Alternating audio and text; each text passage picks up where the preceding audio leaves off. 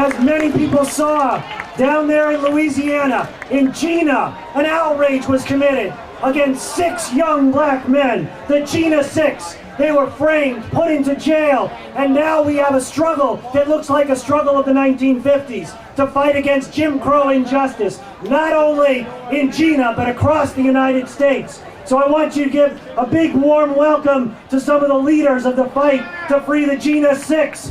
Lydia Bean from Harvard University, who helped found the organization Friends of Justice in Texas that broke the story of what happened in Gina, Louisiana, and Gretchen Seegers here from Cambridge, who heard about the struggle and organized a rally here in Cambridge. So please welcome Lydia and Gretchen and free the Gina 6!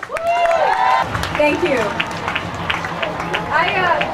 I think it's totally appropriate to talk about the Gina 6 at an anti-war protest because I've learned in my life, in the 1990s that our nation has declared war on poor people of color. And the reason I found this out is because my town was the site of a drug sting in 1999 that became a national scandal called the Tulia drug sting, where they arrested 60% of the young black men in my town. Over 60%, all in one drug sting.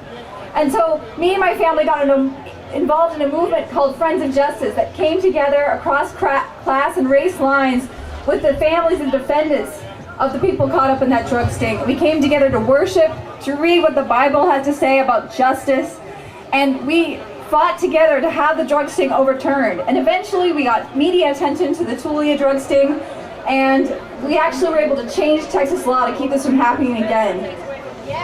So Friends of Justice went on to become a faith-based civil rights organization that organizes in communities across Texas and Louisiana against cases of police abuse and racial injustice in the criminal justice system. So when we got involved in Gina, it was really a chance to show the nation what happens to youth of color, how youth of color are treated in America today. Because the truth is that what happened in Gina is not just about racism in the South. I mean, I talked to a friend who pastors a Baptist church in Dorchester, and he says, you should see how the police handle themselves in our neighborhoods. They come in like an invading army, and they don't treat us like citizens. They treat us like, born criminals, and that's wrong. So, what we need to do is not just end the war in Iraq. We need to end the war in our own country. It's being waged in our name against poor people of color.